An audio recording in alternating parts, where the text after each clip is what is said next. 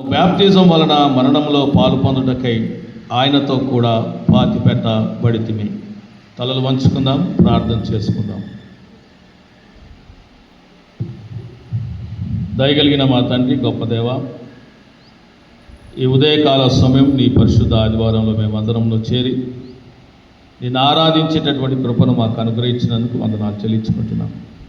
ఈ దినం ఇవ్వబడినటువంటి అంశంను గురించి శూన్యంగా దానిలోని లోతు మర్మములను మేము తెలుసుకునడానికి నీ జ్ఞానాన్ని మాకు ప్రసాదించి మాతో మాట్లాడమని మా ప్రభువును రక్షకుడైన యేసుక్రీస్తు నామములో ప్రార్థించి వేడుకొంచున్నాం తండ్రి, ఆమేన్. మరి ప్రియమైన వాళ్ళారా, ఈ ఉదయకాల సమయం మరొక్కసారి దేవుని అపారమైన కృపచేత, ఆయన వాత్సల్యం చేత మనమందరము సజీవులుగా ఉన్నాము అంటే అది దేవుడు మన పట్ల చూపించిన కృపయని మనం జ్ఞాపకం చేసుకోవాలి. అదే రీతిగా మనం ఈ దినము ఈ వాక్య సందేశంలోకి వెళ్ళకముందు ప్రాముఖ్యమైన అంశముగా మనం మన జీవితాల్లో దీన్ని చూస్తున్నాం. ఎందుకు నేను ఈ మాటను ప్రాముఖ్యమైనదిగా నేను చెప్పబడుతున్నానంటే, ఎవరైతే క్రైస్తవుడు అనబడుతున్నాడో వారి జీవితంలో బ్యాప్టిజం అనేది చాలా ప్రాముఖ్యమైన అంశముగా మనం చూస్తున్నాం. మరి ఈ దినం ఈ వాక్య పరిచర్య చేయడానికి నన్ను ఏర్పాటు చేసినటువంటి స్థానిక సంఘ కాపరి గారికి, అలాగే పెద్దలు, కమిటీ మెంబర్స్కి, అలాగే విశ్వాసులు, సంఘ సభ్యులందరికీ కూడా నా నిండు కృతజ్ఞతలు నేను తెలియజేస్తూ మీ అందరినీ కూడా ఇటు వాక్యంలోనికి నేను ఆహ్వానిస్తున్నాను. మరి సిఎస్ఐ మన పంచాంగము, మనకి ఇవ్వబడినటువంటి పంచాంగ ప్రకారంగా ఈ ఆదివారం మనకి ఇవ్వబడినటువంటి అంశాన్ని మనం పరిశీలించి చూసినట్లయితే, బ్యాప్టిస్మము క్రీస్తు యొక్క మరణ పునరుత్థానంలో పాలు పొందుట. క్రీస్తు యొక్క మరణ పునరుత్థానములలో పాలు పొందుట. The baptism, the dying and rising up with Christ. దేవుని యొక్క ఉద్దేశం ఏమై ఉన్నది, దేవుని యొక్క చిత్తాన్ని మనం గుర్తెరిగి క్రైస్తవ కుటుంబాల్లో జీవిస్తున్నటువంటి మనము దేవుని యొక్క ఉద్దేశాన్ని గ్రహించి జీవించవలసిన వారమై ఉన్నామని మనం జ్ఞాపకం చేసుకోవాలి. ఈ బ్యాప్టిజం అనగానే సంఘాల్లో చాలా మటుకు మనకు ఉన్నటువంటి ఆలోచన విధానం అప్పుడప్పుడు కొన్ని విషయాలతో తలరేగుతూ ఉంటుంది. ఏంటి అంటే, ఈ బ్యాప్టిజం అనగానే అనేకమైన ఆలోచనలు మనలో మొదలవుతూ ఉంటాయి. ఎందుకు ఈ మాట నేను మీకు తెలియజేస్తున్నానంటే, బ్యాప్టిజం అనగానే ఈరోజు కేవలం ఈ మాట మీదనే, ఈ బ్యాప్టిజం అనే మాట మీదనే అనేక సంఘాలు, డినామినేషన్స్ నూతనంగా ప్రారంభించబడిన దినాలను మనం చూస్తున్నాం. మరి చరిత్ర ఏం చెప్తుంది, బైబిల్ ఏం చెప్తుంది అనేది సత్యం మనకు కావాలి. ప్రతి మానవుడికి, క్రైస్తవుడిగా ఉంటున్న వారికి ఏది ఆధారం అంటే పరిశుద్ధమైన గ్రంథమే తప్ప మరొకటి కాదు అని నేను తెలియజేస్తున్నాను. ఈ యొక్క బ్యాప్టిజం విషయాల్లో చాలా ఆలోచనలు, తర్జాపర్జనలు జరుగుతూ ఉంటాయి. మానవుని లోపల కొన్ని ఆలోచనలు ఎలా వస్తాయంటే, అసలు బ్యాప్టిజం అనగా చిలకరింపు బ్యాప్టిజం ప్రాముఖ్యమైందా, ముంచుడు బ్యాప్టిజం ప్రాముఖ్యమైందా? మరొక విషయానికి రాగానే, అసలు చిన్నపిల్లల బ్యాప్టిజం కరెక్ట్ అయిందా, పెద్దల బ్యాప్టిజం కరెక్ట్ అయిందా అని ఒక ఆలోచన.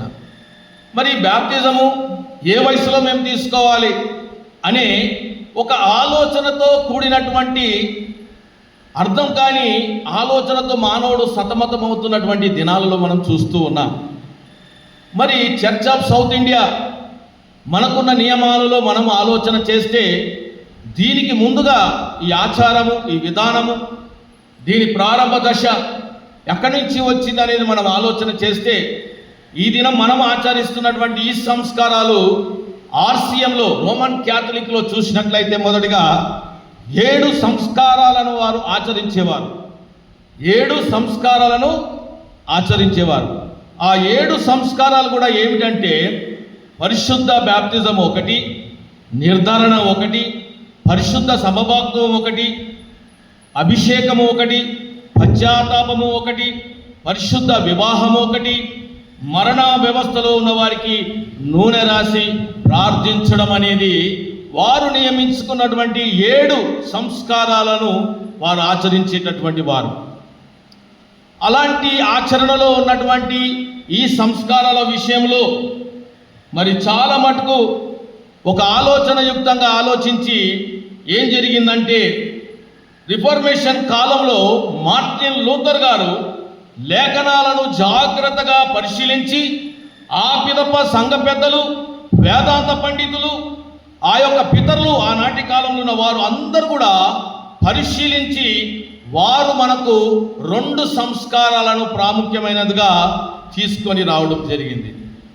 ఆ 2 ప్రాముఖ్యమైన సంస్కారాలను ఈ దినము the church of south India, దక్షిణ ఇండియా సంఘము మనది, ఈ ఆచరణలో మనము పాల్గొంటూ దీన్ని నడిపిస్తూ ఉన్నట్టుగా మనం చూస్తున్నాం.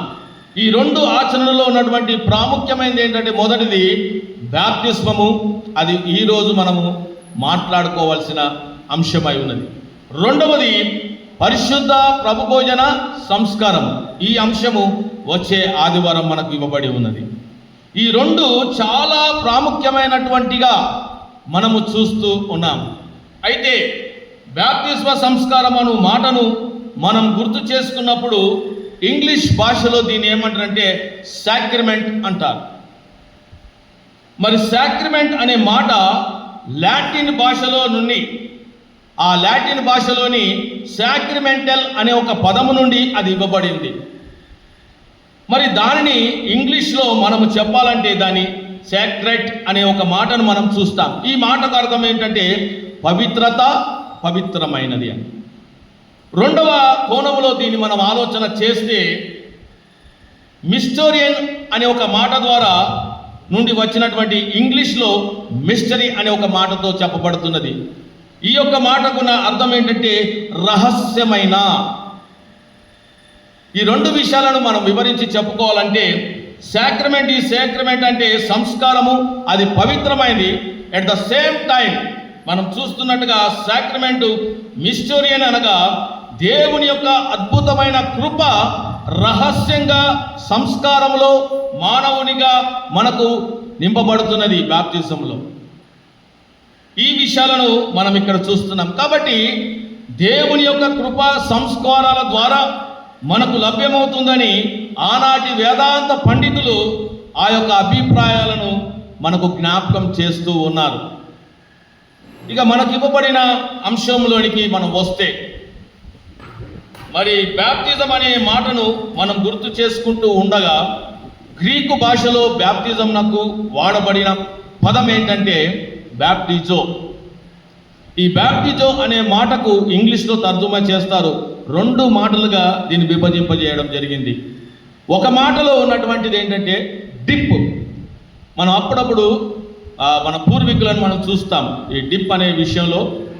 ఈరోజు కూడా చాలామంది కుటుంబాల్లో ఛాయ్లో బిస్కెట్ ముంచుకుంటూ ఉంటారు. చాలామందికి అలవాటు ఉంటుంది, చిన్నపిల్లలకి ఆ కప్పులో ఛాయ్ పోయగానే ఆ బిస్కెట్ తీసుకొని ముంచుతుంటారు. ఈ ముంచి తీయడం ఏదైతే ఉందో, ముంచి తీయడాన్ని ఒక డిప్ అనే ఒక మాటతో చెప్పబడుతుంది. రెండవది టు ఇమాస్ అనగా ముంచుట అని అర్థాన్ని ఇస్తున్నట్టుగా మనం చూస్తూ ఉన్నాం. కాబట్టి మనము ఈ దినము చదువుకున్నటువంటి లేఖన భాగాల్లో మరి ముంచి తీయుట, ముంచుట అనే విషయాలను మనం చూస్తున్నాం. మరి ఈనాటి చదువుకున్నటువంటి లేఖన భాగాల్లో ఉన్నటువంటి లోతైన సత్యాన్ని మనం గ్రహించినట్లయితే మనము పరిశుద్ధాత్మ మనలను క్రీస్తులో ఐక్యపరుస్తుందనే సత్యాలను మనం జ్ఞాపకం చేసుకోవాలి బ్యాప్తిజం ద్వారా. అయితే ఈ దినము మనం చదువుకున్నటువంటి ఒక లేఖన భాగం నుండి పత్రికల పాఠముగా చదువుకున్నటువంటి రోమీలకు రాసిన పత్రికలో ఆ మొదటి వచనాన్ని మనం పరిశీలన చేస్తే ఇక్కడ రాయబడిన మాట ఏంటంటే, అలాగైనా ఏమందుము కృప విస్తరింపవలనని పాపమందు నిలిచి ఉందుమా, అట్లనరాదు. పాపము విషయము చనిపోయిన మనము ఇక మీదట ఎలాగూ దానిలో జీవించుదుము. ఇక్కడ ఏం జరుగుతుందంటే, భక్తుడైనటువంటి పౌలు తాను నివసించుతున్నటువంటి సందర్భాల్లో ఆనాటి ఉన్నటువంటి రోమా సంఘానికి ఆయన జ్ఞాపకం చేస్తున్నాడు. ఎందుకు జ్ఞాపకం చేస్తున్నాడు? రోమా సంఘానికి భక్తుడు పౌలు అంటే ఆ సంఘం ఏమనుకుంటుందంటే, మేము బ్యాప్టిజం తీసుకున్నాం, మేము దేవుని బిడ్డలుగా మార్చబడ్డాం, ఈ లోకంలో మేము నివసిస్తున్నాం, ఇక మేము బ్యాప్టిజం తీసేసుకున్నాం కాబట్టి మా ఆలోచన ప్రకారంగా, మా కోరికల ప్రకారంగా, మా ఇష్టానుసారంగా మేము జీవిస్తాం, అవసరమైతే మేము పాపం కూడా చేస్తాం అనే ఒక ఉద్దేశ తలంపులతో ఆనాటి రోమా సంఘాలు వారి జీవనాన్ని కొనసాగిస్తున్నప్పుడు పౌలు భక్తుడు అసలు బ్యాప్టిజం యొక్క ప్రాముఖ్యత ఏంటి, బ్యాప్టిజాన్ని మీరు ఏమనుకుంటున్నారు, అసలు బ్యాప్టిజం యొక్క ఉద్దేశ తలపులు, దాని లోతైన సత్యాలు మీకేమైనా తెలుసా అని సంఘాన్ని హెచ్చరిస్తూ సంఘ ప్రజలకు తెలియజేస్తూ ఆయన మాట్లాడుతున్నటువంటి మాటల్ని మనం ఇక్కడ చూస్తూ ఉంటాం. ఆనాడే కాదు, ఈనాడు కూడా సమాజంలో బ్యాప్టిజం అనేది ఒక ఫ్యాషన్ అయిపోయింది. ఏంటంటే ఎలా ఉంటే అలాగా మనము ఇష్టానుసారంగా బ్యాప్టిజంలో పాలు పంచుకొని వచ్చేసి తిరిగి మన జీవితాన్ని పాత జీవితంతో ముడిపెట్టుకొని జీవిస్తున్న వారు అనేకులు ఉన్నారు ఈ లోకంలో. ఆ సమయాన్ని బట్టి, ఆ కొద్ది సమయాన్ని బట్టి ఏదో పరిశుద్ధతగా ఉండడానికి ఒక ఆలోచన కలిగి ఒక దుస్తులు మార్చుకొని వెళ్ళి నీళ్ళలో మునిగి బ్యాప్టిజమై బయటకు వచ్చిన తర్వాత తిరిగి పాత జీవితంలోనే, రోత జీవితంలోనే జీవిస్తున్న వారు అనేకులు ఉన్నారు ఈ లోకంలో. అలాంటి జీవితాన్ని కొనసాగిస్తున్నటువంటి ఆ రోమా సంఘము కూడా బ్యాప్టిజం అంటే దాని విలువను గ్రహించక బ్రతుకుతున్నటువంటి జీవన కాలంలో భక్తుడైనటువంటి పౌలు వారిని హెచ్చరిస్తూ మాట్లాడుతున్నటువంటి మాటలు చూస్తున్నాం. కాబట్టి వారికి ఏంటంటే ఇలా చేయడానికి ఉన్నటువంటి కారణాలు ఏంటంటే, దేవుడు కృప కలిగిన దేవుడు, దేవుడు మన పాపాలని క్షమించేవాడు. ఈ ఆలోచన రోమా సంఘానికి ఉన్నది కాబట్టి, ఆయన క్షమించే దేవుడు కాబట్టి ఆయన ఎప్పుడు క్షమించుకుంటూ పోతానే ఉంటాడు. మనం ఎప్పుడు కూడా పాపము చేసుకుంటూనే పోతా ఉంటాం. ఈరోజు కూడా చాలామంది అంటారు, దేవుడు కరుణ కలిగిన వాడండి, క్షమించే దేవుడు అంటాడు. మనం పాపం చేస్తే ప్రతి క్షణం ఆయన క్షమించేవాడు కాదు. మన దేవుడు ఉగ్రత కలిగిన వాడు కూడా, ఆయన కోపాన్ని కూడా చూపించగలిగే దేవుడని జ్ఞాపకం చేసుకో. ఇలాంటి జీవితంలో జీవిస్తున్న వారు పౌలు భక్తుడు బ్యాప్టిజంలో దాగి ఉన్నటువంటి ఆత్మీయమైనటువంటి సత్యాలను, వేదాంత పరంగా వేదాంత సత్యాలను వారికి జ్ఞాపకం చేస్తున్నాడు. ఏంటి జ్ఞాపకం చేస్తున్నాడంటే, మనం ఒకసారి మన ఆలాపంలోకి, మన కళ్ళల్లోకి మనం ఒకసారి దృశ్యాన్ని తీసుకుంటే, ఎవరెవరు ఇక్కడ బ్యాప్టిజాలు తీసుకున్నవారు మనందరికీ తెలుసు. మనం ఏ సమయంలో ఎలా బ్యాప్టిజం తీసుకున్నాం. ఒక్కసారి మన ఆలోచనలో ఆ బ్యాప్టిజ సన్నివేశాన్ని మనం జ్ఞాపకంలోకి తీసుకుంటే, మనం ఎలా వెళ్ళాము ఆ నీటి దగ్గరికి, మనం ఏం ఒప్పందం చేసుకున్నాం, ఏ ప్రమాణం చేశాము, ఏ నిబంధన చేశాము, ఆలోచన చేయండి ఒకసారి. పౌలు వారికి తెలియజేస్తున్నాడు, ఒక వ్యక్తి నీటిలో మునిగడం జరిగినప్పుడు ఆ వ్యక్తి యొక్క మరణాన్ని సృష్టిస్తుంది. బాగా జ్ఞాపకం చేసుకోవాలి. ఇంకా మన సంఘంలో బ్యాప్టిజం తీసుకోకుండా ఉన్న బిడ్డలు ఈ విషయాలను గమనించాలి. బ్యాప్టిజం అనగానే మా అన్న తీసేసుకున్నాడు, నేను తీసేసుకుంటే బాగుంటుంది, మా అక్క తీసేసుకుంది, నేను తీసేసుకుంటే బాగుంటుంది, ఏదో అందరు అక్కడికి వెళ్ళి అదేదో తాగుతున్నారు, తింటున్నారు, అది మాకు దొరకాలంటే ఇది తీసుకోవాలంట, కన్ఫర్మేషన్ చేసుకోవాలంట అనేది కాదండి. దీని లోపల ఉన్న ఆధ్యాత్మికమైనటువంటి మర్మంతో కూడినటువంటి సత్యాలను మనం గ్రహించాలి. అసలు నువ్వు బ్యాప్టిజానికి వెళ్తున్నప్పుడు నీ జీవితం ఏంటి, నీ నడవడి ఏంటి, నీ ప్రవర్తన ఏంటి, నువ్వు ఎలా జీవిస్తున్నావు, ఈ సత్యాలను నువ్వు గమనించేవాడిగా ఉండాలి. ఆ గమనించేవాడిగా ఉండడమే కాకుండా నీ జీవితంలో నువ్వు ఏదైనా మార్పు చేసుకోగలుగుతావా దేవుడి కోసము. అందుకే రోమా సంఘానికి పౌలు భక్తుడు చెప్తున్న మాట ఏంటంటే, ఒక వ్యక్తి నీటిలో మునగడం జరిగినప్పుడు ఆ వ్యక్తి యొక్క మరణాన్ని సూచిస్తుందంట. అనగా నేను బ్యాప్టిజం తీసుకుంటున్నాను, నేను నీళ్ళలోకి వెళుతున్నాను అనగా ఇక నా పాప జీవితము, నా పాత జీవితము, నా రోత జీవితాన్ని సమాధి చేయబడుతుందని జ్ఞాపకం చేసుకోవాలి మనం మొదటిగా. అందుకే ప్రమాణపూర్వకమైనటువంటి ఆజ్ఞలను అడుగుతూ ఉంటారు.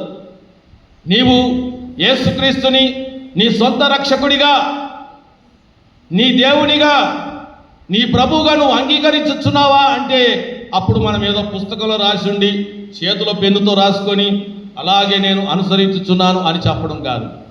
ఈ అనుసరిస్తున్నాను అని చెప్పగలిగిన మాట నీ చేతుల్లో రాసుకున్న రాతలను బట్టి చెప్పడం కాదు, నీ హృదయంలో ఉన్న ఉద్దేశాన్ని బట్టి చెప్పడం కావాలి. దేవుడి కోసం నువ్వు బ్రతకాలని ఆశ కలిగినప్పుడు దేవుడు ఏమి చేశాడో నీ కోసం నువ్వు ఒక్కసారి గ్రహించేవాడిగా కూడా ఉండాలని తెలియజేస్తుడు. నీళ్ళలోనికి సంపూర్ణంగా మునిగి తిరిగి నీళ్ళ నుండి తీస్తున్నావు అంటే, లేపబడుతున్నావు అంటే దాని అర్థం ఏంటంటే యేసుక్రీస్తు ప్రభు నా కొరకు సెలవులో ప్రాణం పెట్టాడో, ఏ ప్రభు అయితే చనిపోయి పాత పెట్టబడ్డాడో, ఏ ప్రభు అయితే చనిపోయి పాతి పెట్టబడి 3వ దినాన సజీవుడై తిరిగి లేచినాడో ఆ ప్రభు కొరకు నేను జీవిస్తానని ఒక ప్రమాణం చేసుకోవాలి, ఒక నిబంధన చేసుకోవాలి.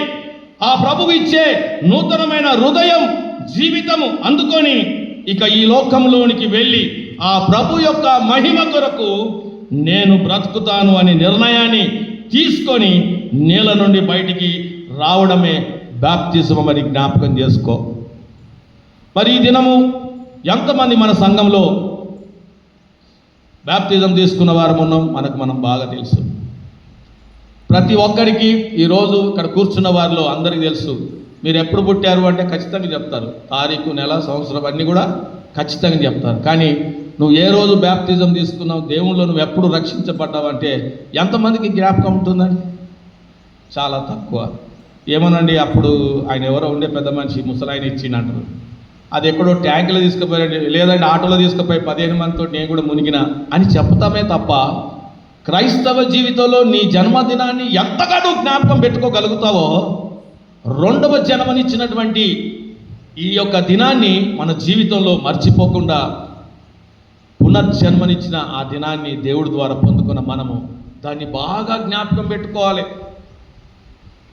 ఆ దినం జ్ఞాపకం పెట్టుకొని ఆ దినం గురించి ప్రతిసారి కూడా నువ్వు ప్రార్థన చేయాలి. దేవా, నేను తల్లి గర్భంలో పుట్టిన నాటి నుండి నా తల్లి నన్ను ఒక క్రమశిక్షణలో, ఒక దేవుని యొక్క మార్గంలో నడిపిస్తూ నాకు ఒక ఊహ, ఒక ఆలోచన నాకు నేను తెలుసుకునే స్థితికి వచ్చిన తర్వాత, నీ గురించి నేను తెలుసుకున్న తర్వాత నాలో నేను పరివర్తన చెంది, నాలో నేను మార్పు కలిగి పశ్చాత్తాపపడి నీవే నా దేవుడవని నిజపూర్వకంగా మనస్పూర్వకంగా తెలుసుకొని ఇదిగో నీ కొరకే నేను జీవిస్తాను అని ప్రమాణపూర్వకంగా నేను ఇదిగో నీటిలో దిగి నువ్వు నా కొరకు చనిపోయావని, పాతి పెట్టబడ్డావని, నా కొరకే తిరిగి నువ్వు లేచావని, ఆ లేచిన దేవుడితో నేను కూడా లేపబడుతున్నానని జ్ఞాపకం చేసుకొని మనం బ్యాప్టిజంలోకి వెళ్ళేవారిగా ఉండాలి.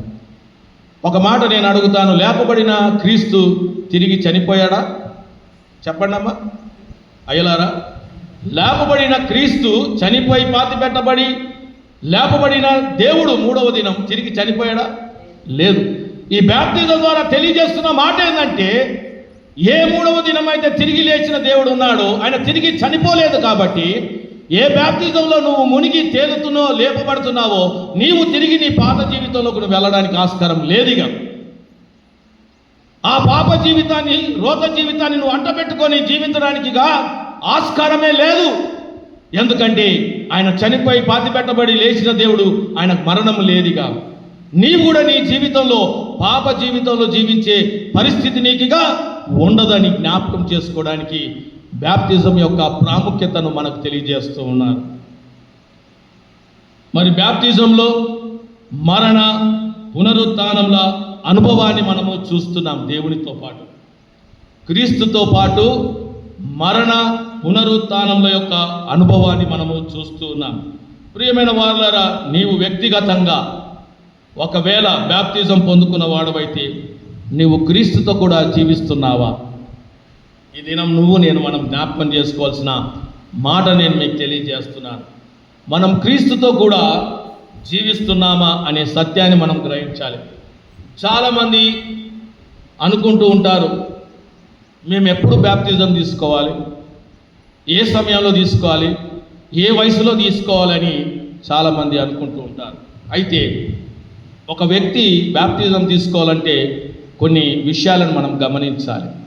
ఏదో పిల్లలు వయసుకు రాగానే తల్లిదండ్రులు ప్రోత్సహించేసి, అరే ఇంకెంతకాలం అట్లుంటావు, 10th అయిపోయింది, ఇంటర్ వచ్చేసింది, తీసుకుంటే కాదా, నీ తోటి వాళ్ళు అందరు తీసుకున్నారు, గుడిలో నువ్వు ఒక్కడి వెనక కూర్చుంటావు, అందరు పోతే నాకేమనిపిస్తుంది అని చెప్పడం కాదు. పిల్లల యొక్క భవిష్యత్తుని దేవునితో అంటకట్టబడేటట్టుగా మనం ఎదిగించాలి. దేవుని యొక్క గొప్పతనాన్ని, విలువల్ని పిల్లలు గుర్తించేటట్టుగా మనం ఎదగాలి.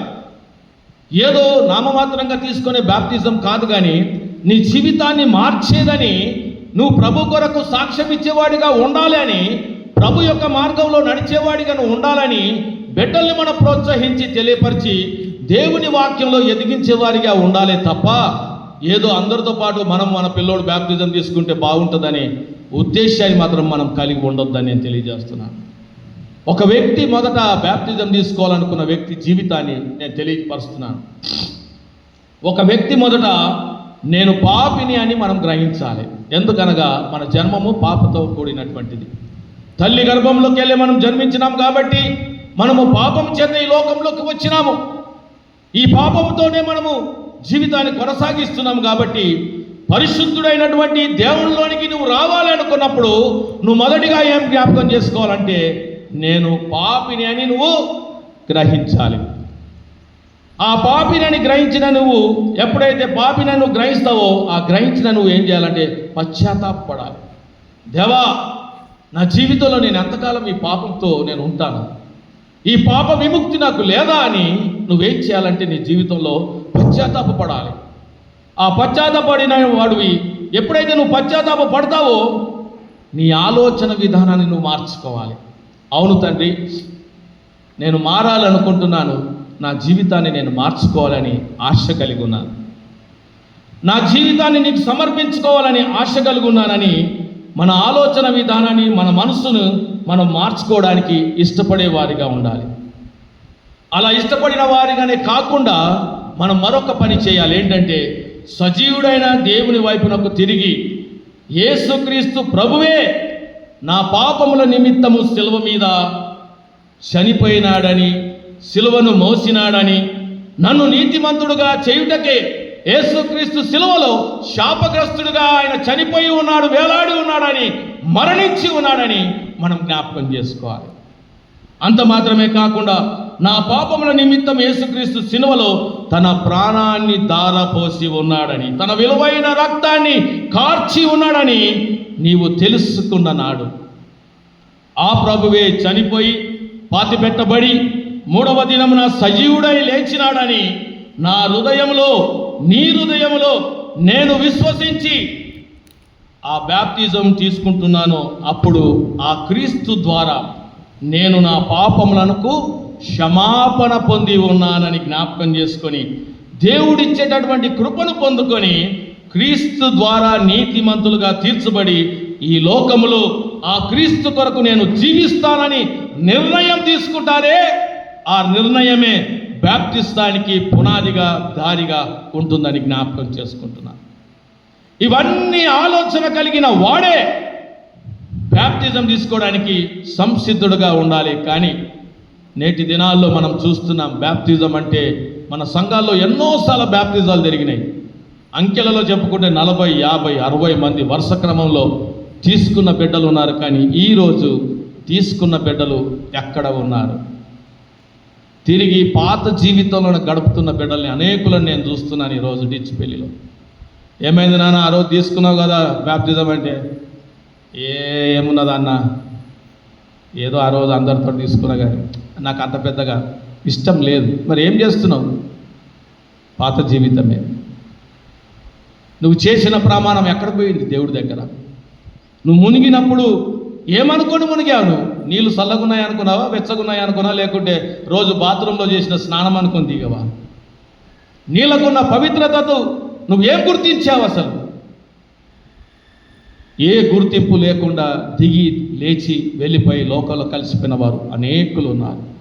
అందుకే ఈ దినము ఈ బాప్తిజం ద్వారా ఇంకా మన బిడ్డలు ఎవరైనా బాప్తిజం తీసుకొని వారు ఉంటే ఈ సత్యాలను గ్రహించాలి. బాప్తిజము ఏదో ఒక నామకే వాస్తే తీసుకునేది కాదు. ఒక సంఘంలో చేర్చబడతాను, ఒక ముద్రించబడతాను, క్రీస్తుతో నేను ఐక్యమైపోతాను, సహవాసంలోకి వచ్చేస్తాను, ఒక నిర్ధారణ ద్వారా ప్రభు బలలో నేను పాల్పంచుకుంటాను అనేది కాదు. నీ జీవితంలో మార్పు లేకుండా నువ్వు ఏది చేసినా అది దేవుడు అంగీకరించడు. అందుకే యేసు ప్రభు కూడా బ్యాప్టిజం తీసుకున్నాడు. ఎందుకు తీసుకున్నాడండి యేసు ప్రభు బ్యాప్టిజం? ఆయన పరిశుద్ధుడు కదా. ఒక వ్యక్తి నాకు ప్రశ్న వేసాడు, సార్ పాపులు ఏదో పాపానికి అడిగి వేసుకోవడానికి బ్యాప్టిజం తీసుకుంటారు కదా, మరి యేసు ప్రభు అయితే పరిశుద్ధుడు కదా, ఆయన ఎందుకు బ్యాప్టిజం తీసుకోవాల్సి వచ్చింది? బ్యాప్టిజం ఇచ్చి యోహాను బ్యాప్టిజం ఇస్తున్నప్పుడు యేసు ప్రభు పోయి బ్యాప్టిజం తీసుకున్నాడు. ఆయన మరి ఆయన పరిశుద్ధుడు, ఆయనకి ఏం అవసరం పడింది బ్యాప్టిజం తీసుకునేది? కానీ ఇక్కడ మనం గమనిస్తే బ్యాప్టిజం ఇచ్చి యోహాను బ్యాప్టిజం ఏంటంటే మారు మనసు అయినటువంటి బ్యాప్టిజం. కానీ యేసు ప్రభు తీసుకునే బ్యాప్టిజంలో ఉన్న సత్యం ఏంటంటే ఈ లోకము గుర్తించి నేను తీసుకోబోతున్న బ్యాప్టిజం రాబోయే దినాల్లో వీరు నన్ను గుర్తించాలి. నేను ఏ సర్వమానవాళి కొరకు ఈ లోకానికి వచ్చానో తండ్రి చిత్తాన్ని నెరవేర్చడానికి. ఆ తండ్రి చిత్తం ఏమైందంటే ఈ మానవాళి చేసిన పాపమంతటి కొరకు నేను చనిపోవలసిన అవసరత ఉంది. నేను చనిపోయి ఈ సర్వమానవాళి కొరకు పాతి పెట్టబడవలసిన అవసరత కూడా ఉంది.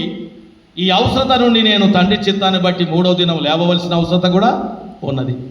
కాబట్టి దీని యావత్తును జరిగించడానికి ఇప్పటికైతే ఇలా కానిమని బ్యాప్టిజం ఇచ్చి యోహాను ద్వారా యేసు ప్రభు చెబుతూ కొనసాగిస్తూ మనకొక మార్గాన్ని చూపించాడు. ఏంటంటే మీరు బ్యాప్టిజం తీసుకుంటున్నారు అంటే, మీరు బ్యాప్టిజంలో పాలు పంచుకుంటున్నారు అంటే మీరు జ్ఞాపకం చేసుకోవాలి ఏంటంటే నా మరణ పునరుత్థానంలో మీరు పాలు పంచుకుంటున్నారని జ్ఞాపకం చేసుకోండి. అంటే మీ పాత జీవితాన్ని మీరు సమాధి చేస్తూ ఆ నీళ్ళలో ఉండి మీరు లేపబడే సమయంలో మీరు మారు మనసు కలిగి పశ్చాత్తాపపడి నూతనమైన హృదయంతో నూతనమైన మనసుతో మీరు లేపబడి ఏ దేవుడి కొరకైతే మీరు జీవించాలనుకున్నారో ఆ దేవుడి కోసం నిలబడ్డమే బ్యాప్టిజం అండి. అందుకే సంఘంలో ఈ బ్యాప్టిజం యొక్క ప్రాముఖ్యతను బాగా మనం గమనించాలి. సేవకుడు చిన్ననాటి బిడ్డలైనా ఒక వయసుకు వచ్చిన పిల్లలైనా బ్యాప్టిజంలో తీసుకొని వచ్చినప్పుడు ఆ నీటిని ఏం చేస్తారంటే పరిశుద్ధపరిచి ఆ ప్రత్యేకించబడిన ఆ నీటిని తీసుకొని పరిశుద్ధపరిచి, ప్రభువా ఈ నీటి ద్వారా ఈ బిడ్డలను మేము పరిశుద్ధపరుస్తూ ఈ నీటిని మీరు పరిశుద్ధపరచండి, ఇదిగో ఈ బిడ్డను మేము బ్యాప్టిజం ఇచ్చుచుండగా తండ్రి యొక్క ఈ కుమారుని యొక్క ఈ పరిశుద్ధ నామంలో ఈ బిడ్డను ప్రతిష్ఠిస్తున్నామని చెప్పబడినప్పుడు ఆ నీటిని పవిత్రపరిచి పరిశుద్ధపరిచి అభిషేకము ద్వారా దేవుడు ఆ బిడ్డను మారుస్తున్నాడు. నీటి అభిషేకం కూడా ఉన్నది. ఎందుకంటే యేసు ప్రభు నీళ్ళలో మునిగినప్పుడు పరిశుద్ధాత్మ వచ్చి ఆయన గురించి మాట్లాడేది, ఈయన నా ప్రియ కుమారుడు, ఈయన యందు నేను ఆనందిస్తున్నాను. నీటి అభిషేకం, తైలాభిషేకం, నూనెతో అభిషేకం ఉంది, నీటి అభిషేకం ద్వారా. అందుకే చిన్ననాటి బిడ్డల్ని మందిరంలో తీసుకొచ్చినప్పుడు తల్లిదండ్రులు సాక్ష్యం ఇస్తారు, ఈ బిడ్డలను క్రీస్తు యొక్క మార్గంలో నడిపిస్తారో మీరు అన్నప్పుడు అలాగనే మేము నడిపించేద్దామని తల్లిదండ్రులుగా మనం వాగ్దానం చేస్తున్నాం. ఆ వాగ్దానం చేసిన తర్వాత పిల్లల్ని ఆ క్రమశిక్షణలో నడిపించబడడం ద్వారానే ఒక 15 సంవత్సరాల వయసు వచ్చిన తర్వాత ఆ బిడ్డలు తల్లిదండ్రులు నడిపించిన మార్గం వారికి సరి అయినదిగా కనబడ్డప్పుడు నా తల్లిదండ్రులు నడిపించిన మార్గం నిజమే, ఇది సత్య మార్గము, దేవుని మార్గం అని గ్రహించి వారికి వారు మనస్ఫూర్తిగా ఒక కన్ఫర్మేషన్ చేస్తున్నప్పుడు వెళ్ళి వాళ్ళు కన్ఫర్మ్ చేస్తారు, నా తండ్రి నడిపించిన మార్గంలో నేను నడవడానికి ఇష్టపడుతున్నాను, నేను ఇప్పుడు నిర్ధారణ తీసుకోవడానికి ఐఎమ్ రెడీ. అప్పుడు మళ్ళీ పెద్దలు ఏం చేస్తారంటే అభిషేకం ఇచ్చి వారిని సంఘంలో చేర్చుకుంటా ఉంటారు. ఈరోజు ఎన్నో డినామినేషన్స్లో మనం చూస్తాం, చిన్నపిల్లల బ్యాప్టిజం అంటే అది సరి అనేది కాదు అని అంటారు, పెద్దల బ్యాప్టిజమే సరి అయినది అంటారు. కావచ్చు, మనం కాదని చెప్పాం. కానీ సిఎస్ఐలో ఉన్న ట్రెడిషన్ ఏంటంటే చిన్న బిడ్డలను కూడా దేవుడు ఏమంటున్నాడంటే నా యొద్దకు రానియండి అంటున్నాడు. ఇలాంటి వారిని దూరము చేయకండి అన్నాడు. ఎన్నో కుటుంబాలు బైబిల్లో చూసినప్పుడు వారు దేవుని వాక్యాన్ని విన్నప్పుడు వారు కుటుంబం అంతా కలిపి దేవుళ్ళలో వారు బ్యాప్టిజం పొందిరన్నప్పుడు భార్య భర్తలే ఉన్నారా, పిల్లలు కూడా ఉన్నారు వాళ్ళతో పాటు. ఆ కాలాల్లో కనబడేటటువంటి ఎన్నో సాదృశ్యాలు బైబిల్ గ్రంథంలో రాయబడి ఉన్నాయి. ఒకసారి దేవుని వాక్యంలో మనం చూద్దాం. మత్తయి సువార్త 18వ అధ్యాయం, వీలైతే 18వ అధ్యాయం 10వ వచనంలో మాట రాయబడుతుంది. ఈ చిన్నవారిలో ఒకరినైనా తృణీకరింపకుండా చూసుకునేది. చూశారండి ఏమంది? ఈ చిన్నవారిలో ఒకరినైనాను తృణీకరింపకుండా చూసుకోండి. చిన్నపిల్లల్ని దేవుని దగ్గరికి రానియద్దు అనే మాట దేవునికి ఇష్టమైన మాట కాదు. చిన్నపిల్లల్ని కూడా దేవుని దగ్గరికి తీసుకురావాలి. అందుకే ఈరోజు నారుబడి సంఘాల్లో ఇప్పుడు మన పిల్లలందరూ వెళ్ళిపోయారు బయటికి. ఈ నారుబడి లేకపోతే రాబోయే దినాల్లో దేవుని చరిత్ర తెలియదు, దేవుని యొక్క విషయాలు తెలియవు, దేవుని యొక్క కథలు తెలియవు, అసలు దేవుడు అంటే ఏంటి తెలియదు, దేవుడు ఎవరో కూడా తెలియని ప్రజలు ఉంటారు. చిన్ననాటి నుండే దేవుని యొక్క క్రమశిక్షణలో దేవుని యొక్క వాక్యంలో ఎదిగించడం ద్వారా బిడ్డలు ఎదిగిన తర్వాత కూడా దేవుళ్ళు స్థిరపరచబడి నమ్మకంగా జీవించేటటువంటి జీవితం ఉంటుందని జ్ఞాపకం చేసుకోవాలి. పుట్టిన పిల్లని ఇంట్లోనే ఉంచుకొని 14 సంవత్సరాల తర్వాత 10th రాయిపోరా అంటే స్కూల్లో తీసుకుంటారా? చెప్పండి, టీచర్స్ ఉన్నారు కదా ఇక్కడ, తీసుకుంటారా? మా బాబు 15 సంవత్సరాలు వచ్చినాయి సారిగా రాస్తాడు 10th కూర్చోబెట్టుకో అంటే ఎక్కడ పోయేది, నర్సరీ ఎక్కడ పోయేది, ఎల్కేజీ ఎక్కడ పోయేది, ఫస్ట్ క్లాస్ ఇవన్నీ లేకుండా డైరెక్ట్ రాస్తాడు, ఏమున్నదో తెలియమంటాడు. ఒక క్రమశిక్షణ చిన్ననాటి నుండే ఎదిగింపు కావాలి. ఆ నాలెడ్జ్ చిన్ననాటి నుండి ఆ జ్ఞానము పెంపొందించుకోగలిగితే ఒక వయసు వచ్చిన తర్వాత దాంట్లో మనం రావడానికి, ఏలడానికి, తెలుసుకోవడానికి ఆస్కారం ఉంటుంది. అందుకే చిన్ననాటి నుండే బిడ్డల్ని మనం ఏం చేయాలి? దేవుళ్ళలో ఎదిగించాలి.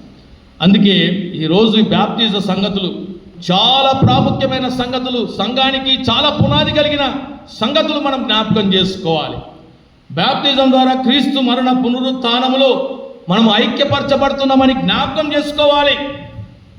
ఎప్పుడైతే ఒప్పందం చేసుకొని నీటిలోకి నువ్వు దిగి ఆ నీటిలో ఉండి నువ్వు తిరిగి లేపబడుతున్నావో నీకు ఒక నూతనమైన జీవితాన్ని దేవుడు ప్రసాదిస్తున్నాడు. నీ పాప జీవితానికి, నీ పాత జీవితానికి, నీ రోత జీవితానికి స్వస్తి చెప్పేసి ఇక నీ జీవితంలో మార్పు చెంది దేవుని కోసమే బ్రతకడానికి నువ్వు ఇష్టపడేవాడిగా ఉండాలి. అందుకే మనము చూస్తున్నటువంటి లేఖన భాగాల్లో ఈ దినం పాత నిబంధన పాఠం కూడా చదువుకున్నాం. ఈ భాగం అంతా కూడా మనం చూస్తే ఈ బ్యాప్టిజానికి దీన్ని ఎలా మనం జోడించి చెప్పగలుగుతాం? మనకేమో బ్యాప్టిజా అంశం ఉంది, మరి ఇక్కడ చూస్తేమో జలప్రలయం ఉంది. మరి దీన్ని మనము ఎలా దీనికి జోడించి చెప్పగలుగుతామంటే 2 విషయాలను మనం ఇక్కడ చూడొచ్చండి.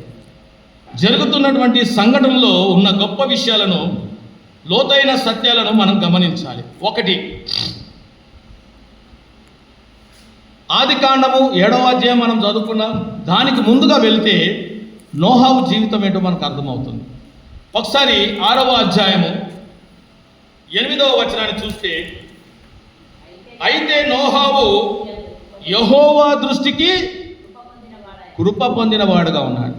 ఈ చరిత్ర అంతా మనం ఇక్కడ చూస్తున్నాం. ఈ చరిత్రలో కనబడుతున్న విషయాలు నేను మీకు తెలియజేస్తున్నాను. ఏముందండి?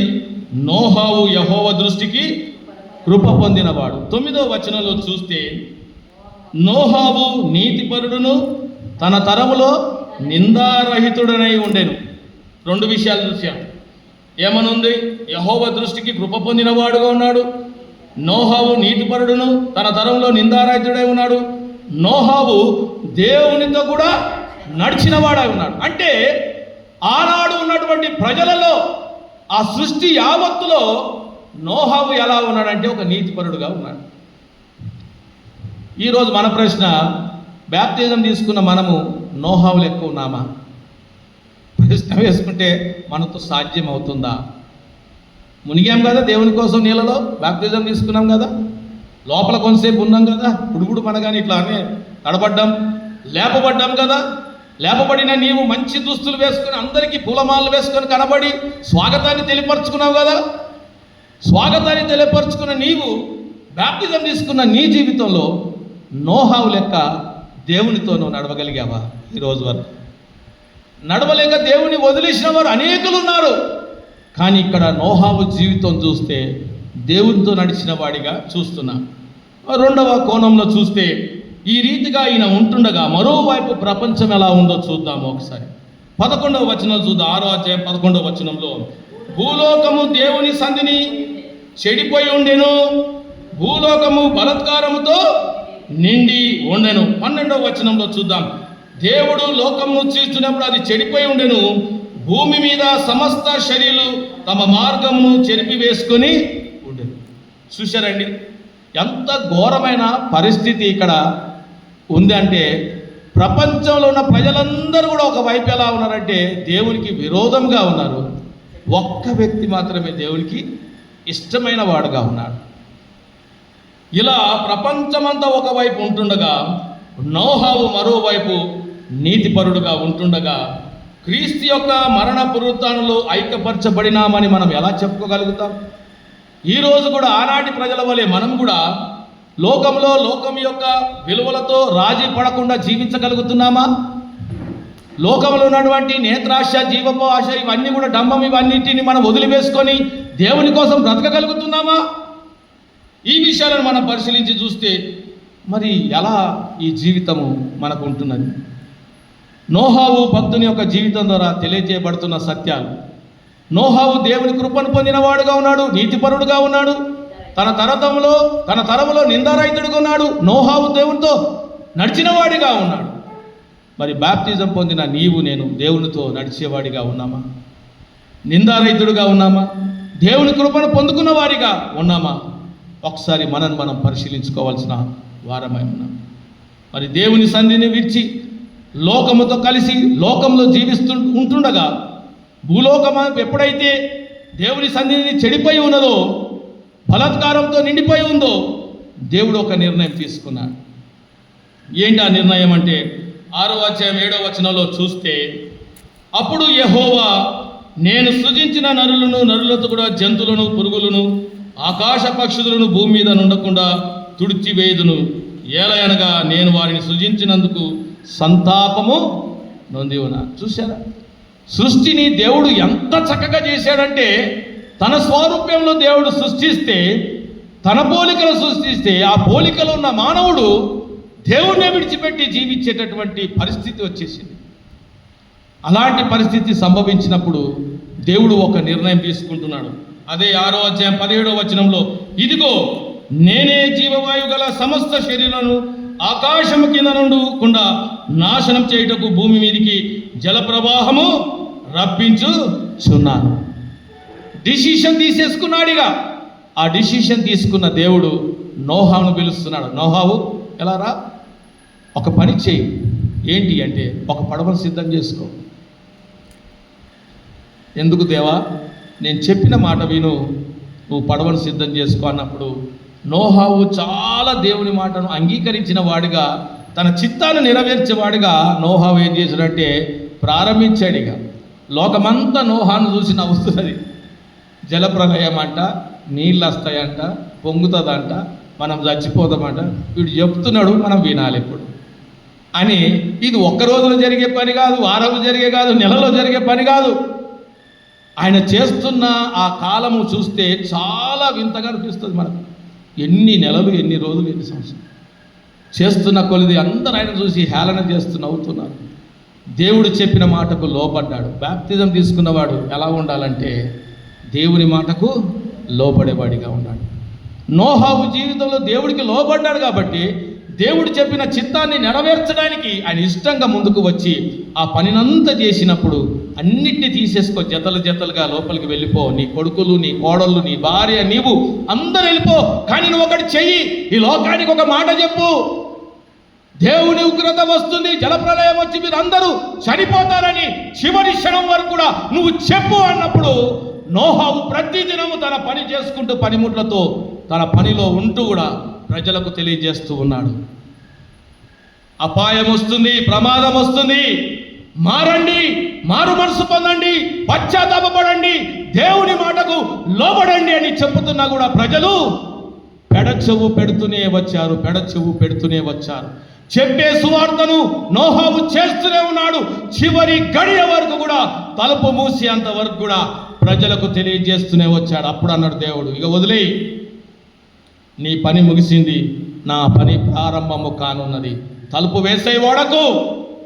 వేసేసిన తర్వాత బీభత్సమైనటువంటి ప్రచండమైన జలప్రలయం, 40 రాత్రులు 40 పగలు.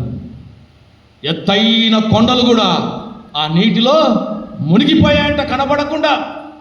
నాసిక రంధ్రాల్లో జీవవాయువు కలిగిన ప్రతి పురుగు, ప్రతి జీవి, ప్రతి మానవుడు కూడా నశించిపోయినాడు, చనిపోయినాడు. దేవుని ఉగ్రత అంతగా ఉన్నది.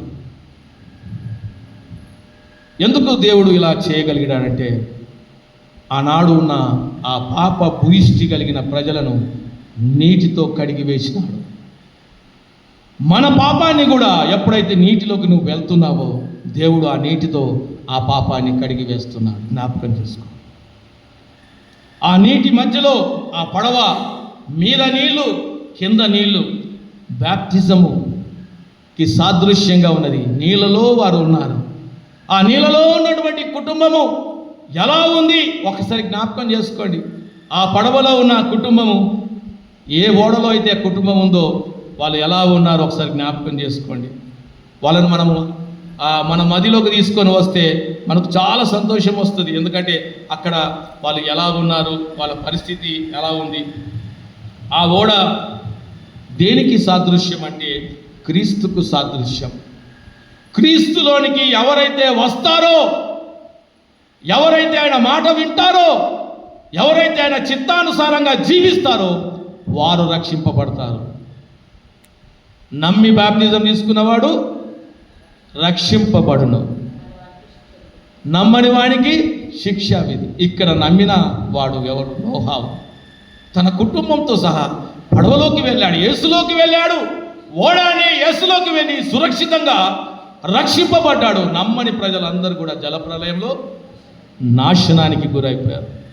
ఈ దినం బాప్తిజం తీసుకుంటున్న మనం కూడా జ్ఞాపకం చేసుకోవాలి. దేవా, నా పాత జీవితాన్ని చంపేయి, నా పాత జీవితాన్ని ఇంకా నాకు వదిలేయి, నేను దాంట్లో జీవించాలని ఇష్టపడడం లేదు. ఈరోజు కూడా మనకు వ్యసనాలు ఉంటాయి, చాలా వ్యసనాలు.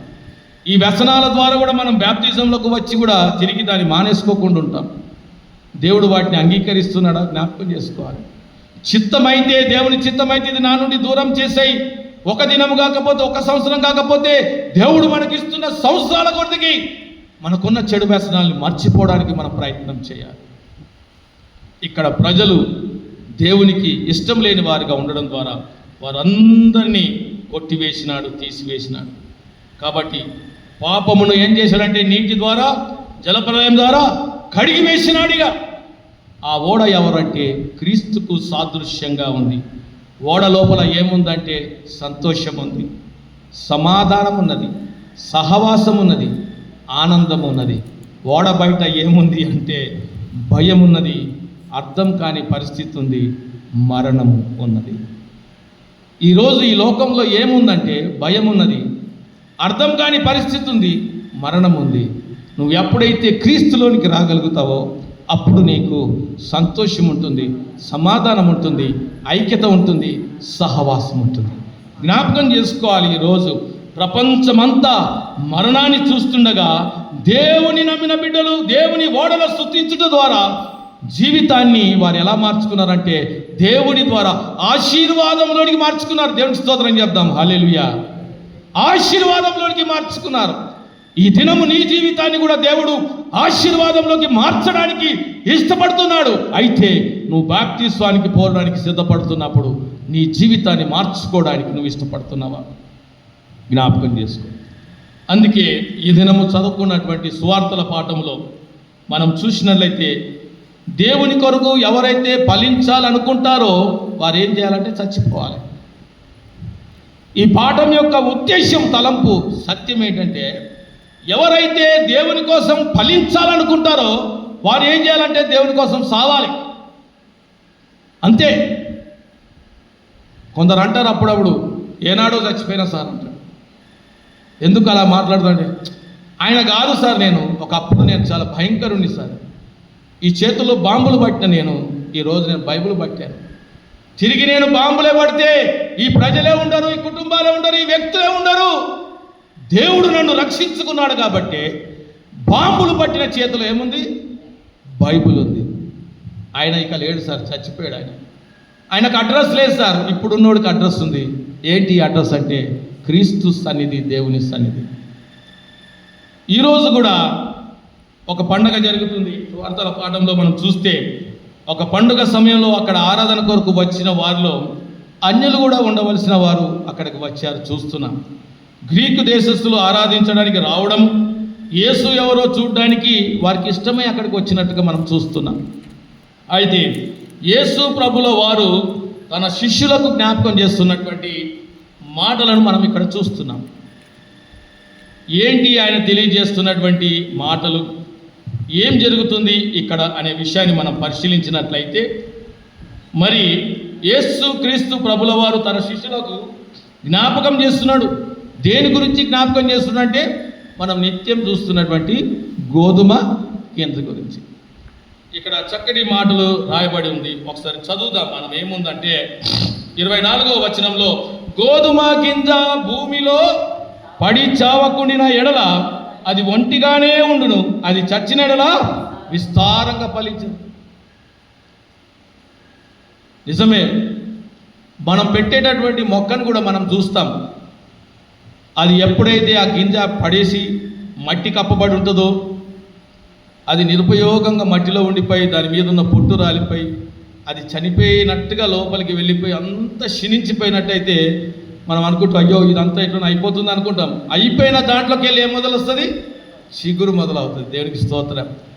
ఆ చిగురు వచ్చినప్పుడు మనకి ఎంత సంతోషం అంటే, ఇది మళ్ళీ మొదలైందిరా, దీనికి ఇక ప్రారంభం స్టార్ట్. ఇక మానవుడి జీవితంలో కూడా దేవునితో మనం అంటకట్టబడాల్సిన మనము కూడా ఏం చేయాలంటే, భక్తుడు పౌలు చెప్తున్నటువంటి ఈ మాట, నేను క్రీస్తుతో కూడా సిలువపై ఉన్నాను, ఇకను జీవించువాడను నేను కాను, క్రీస్తే నా యందు జీవించుతున్నాడని చెప్పగలిగేవాడిగా నువ్వు ఉండాలి. అందుకే ఆ చనిపోతే తప్ప ఆ గోధుమ గింజ తిరిగి ఫలించదు. నీవు కూడా క్రీస్తు కోసం చనిపోతే తప్ప తిరిగి నువ్వు బ్రతికి ఆయన సువార్తను చెయ్యలేవు. అందుకే పౌలు చక్కటి మాటను చెప్తున్నాడు, నేను క్రీస్తుతో కూడా సిలువ వేయబడి ఉన్నాను. ఆయన అంటున్నాడు, నేను సిలువ వేయబడి ఉన్నాను. ఎంత గొప్ప స్టేట్మెంట్ అని ఆయన ఇస్తున్నది. నేను కాదు ఇప్పుడున్నది, నేను ఎప్పుడో ఆయనతో పాటు నేను సిలువ వేయబడి ఉన్నాను, ఇకను జీవించువాడను నేను కాదు. ఇప్పుడు నేను జీవిస్తున్నానంటే నేను కాదు. ఒకప్పుడు సౌలుగా ఉన్న నన్ను పౌలుగా మార్చిన దేవుడు ఇప్పుడు నాలో సౌలు లేడు. సౌలు అన్న మాటకు నలగబడేవాడు, పౌలు అనే మాటకు ధన్యుడు. ఈరోజు ఈ ధన్యకరమైన జీవితాన్ని ప్రసాదించిన దేవుడికి నేను ఏమి ఇవ్వగలుగుతాను? అందుకే అంటున్నాడు, ఇక జీవించువాడను నేను కాదు, క్రీస్తే నా యందు జీవించుచున్నాడు. అందుకే బ్యాప్టిజం తీసుకున్న మనలోకి మనం ఎప్పుడైతే నీటిలోకి వెళ్ళి మునిగి ఉండి తిరిగి మనం లేపబడతామో, ఆ లేపబడినప్పుడు మనలోకి ఎవరు వస్తారంటే క్రీస్తే వస్తాడు. క్రీస్తు యొక్క మనస్సు, క్రీస్తు యొక్క ఆలోచన విధానము, ఆయన ప్రేమ, ఆయన సాత్వికము, ఆయన ఓర్పు, శాంతము అన్నీ కూడా మనం పంచుకొని వచ్చినప్పుడు మొదటున్న కోపం ఇక మనకు ఉండదు. అన్నాయుడు బాగా మారిపోయాడు అన్న అంటారు. ఎట్లయిందిరా అంటే చెప్తాడు, నేను దేవుని కోసము నేను మార్చుకున్నానన్న, దేవుని నేను అంగీకరించిన, నా జీవితానికి స్వస్తి చెప్పిన పాత జీవితం, ప్రభువుని అంగీకరించి బ్యాప్టిజం తీసుకున్న అప్పటి నుంచి అన్నీ మానేసుకున్నా, కోపం తెప్పాకన్నా శాంతపరుడుగానే నన్ను బ్రతకని. వద్దు, ఇలా నేను బ్రతకాలన్నదే దేవుని యొక్క ఉద్దేశం. బ్యాప్టిజంలో అదే మనం చూస్తాం. ఏమున్నది బ్యాప్టిజంలో? నేను అనే అహం చనిపోవాలి. ఇక్కడ నేను అనే అహము సమాధి చేయబడాలి బ్యాప్టిజంలో. అప్పుడప్పుడు మనము రాజకీయవేత్తలుగా ఉండవచ్చు, అధికారపూర్వకంగా ఉండవచ్చు, ఐశ్వర్యం ఉండవచ్చు, అందచందాలు ఉండవచ్చు, పలుకుబడి ఉండవచ్చు, మేధాశక్తి కలిగిన అన్ని ఆలోచనలతో కూడిన వాడవై ఉండవచ్చు. ఎప్పుడైతే నువ్వు బ్యాప్టిజంలోకి వెళ్తున్నావో, నీటిలోనికి వెళ్తున్నావో, నేను, నాది, నాకు, అయా అనేది చనిపోయినప్పుడే, నువ్వు తిరిగి లేపబడినప్పుడే ఈ లోకంలో దేవుని కోసం నువ్వు బ్రతకగలుగుతావు. నేను చాలాసార్లు మందిరంలో చెప్పాను, ఆల్ఫాబెట్స్ 26 అక్షరాలు అన్నీ ఏదో రకంగా ఉంటాయి. ఏ ఆ చిట్లు ఉంటుంది, బి ఆ చిట్లు ఉంటుంది, సి ఇట్లుంటుంది, డి ఇట్లుంటుంది. కానీ వంగంది ఏది ఉంటుంది? ఐ ఉంటుంది. ఎప్పుడు ఇంగ్లీష్ పదాల్లో చూడండి, ఆల్ఫాబెట్స్లో ఐ స్టాండర్డ్ ఉంటుంది. నన్ను చూడు, నా అందం చూడు, నా హోదా చూడు, నా వెనక పలుకుబడి చూడాలి. దేవుడు ఒక దినం ఐని ఒక్క ముట్టిగా కొట్టాడనుకో, సి అవుతుంది. బెండ్ అయిపోతుంది. ఐ బెండ్ అయిపోగానే అందరూ వచ్చి, అరే ఇట్లా ఇట్లా వంగినవేందంటే కొట్టింది ఎవరో తెలుసా? The Christ. దేవుడు నన్ను కొట్టాడు, నేను వంగిపోయాను. నా జీవితంలో ఇప్పుడు నేను కాదు, నేను జీవిస్తున్నది ఎవరి కోసం అంటే క్రీస్తు కోసమే. బ్యాప్టిజంలో నువ్వు ఎప్పుడైతే నీళ్ళలోకి మునగడానికి వెళ్తున్నావో, ముంచబడ్డానికి వెళ్తున్నావో, నువ్వు బాగా జ్ఞాపకం చేసుకోవాలి, నేను అనేది చనిపోవాలి, నేను అనేది పాతిపెట్టబడాలి, నేను అనే పాత జీవితము చనిపోవాలి. ఎప్పుడైతే గోధుమ గింజ చనిపోతుందో అప్పుడే అది తిరిగి జీవింపజేస్తుంది. అందుకే దేవుని యొక్క ఉద్దేశ తలంపులను చాలా రకాలుగా చాలా చక్కగా చెప్తున్నాడు. 26వ వచనంలో చెప్పబడుతున్న మాట, ఒకడు నన్ను సేవించిన ఎడల నన్ను వెంబడింపవలెను, అప్పుడు నేను ఎక్కడ ఉందునో అక్కడ నా సేవకుడును ఉండును. ఒకడు నన్ను సేవించిన ఎడల నా తండ్రి అతన్ని ఘనపరచును. అందుకే బ్యాప్టిజం తీసుకున్న మనము దేవుని మనం ఎప్పుడు ఏం చేయాలంటే సేవిస్తుండాలి, ఘనపరుస్తుండాలి, అనుసరిస్తుండాలి, ఆయన మాటలకు లోబడి జీవిస్తున్న వారిగా మనం ఉండాలి. ఒకవేళ అలాంటి స్థితిలో మనం లేకపోతే ఈ దినం వింటున్న మనం ఈ వాక్యం ద్వారా బ్యాప్టిజం యొక్క మర్మము, బ్యాప్టిజం యొక్క సత్యము, గ్రంథాలు, వేద పండితులు ఈ బ్యాప్టిజం యొక్క చెప్తున్నటువంటి సత్యాలను మనం గ్రహించాలి. ఈ లోకాన్ని అంతా కూడా వదిలివేసుకొని క్రీస్తుతో కలిసి నడిచేవారిగా ఉన్నప్పుడే మనం తీసుకున్న బ్యాప్టిజానికి ఒక విలువ ఉంటుందని దేవుని వాక్యం బోధిస్తుంది. కాబట్టి ఈ బ్యాప్టిజం ద్వారా దేవుడు ఏం చేస్తాడంటే మనని ఐక్యపరుస్తూ ఉన్నాడు, తన సహవాసంలోకి నడిపిస్తున్నాడు, తన బిడ్డగా మార్చుకుంటున్నాడు. సంఘంలో తన ప్రభు భోజన సంస్కారంలోకి కన్ఫర్మేషన్ ద్వారా పాలు పంచుకునేటటువంటి భాగ్యాన్ని దేవుడు మనకు అనుగ్రహిస్తున్నాడు. ఇట్టి విషయాలను మనం గమనించవలసిన వారమై ఉండాలని నేను తెలియజేస్తున్నాను. మరి ఈ యొక్క దినం ఈ పరిశుద్ధ బ్యాప్తిస్మం మానవుడి జీవితంలో చాలా ప్రాముఖ్యమైనది. దీన్ని ఎవరు కూడా చులకనగా చూడకుండా దీని వెనుకున్నటువంటి పరమార్థాన్ని దేవుడి ద్వారా మనం పొందుకున్నామని, దేవుడే మనకి ఇది ఇచ్చి ఉన్నాడని, ఆయనే దాన్ని అనుసరించి ఉన్నాడని, దాన్ని మనకిచ్చి మీరును చెయ్యమని చెప్పాడు. సర్వలోకమునకు వెళ్ళి సర్వజనులకు స్వార్థను ప్రకటించడి, వారిని బ్యాప్టిజంలోకి నడిపించడు. తండ్రి యొక్క ఈ కుమారుని యొక్క ఈ పరిశుద్ధ నామంలో వారికి ఏం చేయమన్నాడు? బ్యాప్టిజం ఇవ్వమన్నాడు. ఈరోజు అలాంటి త్రియేక దేవుడు మనకు ఈ అవకాశాన్ని మనకు అనుగ్రహిస్తున్నాడు.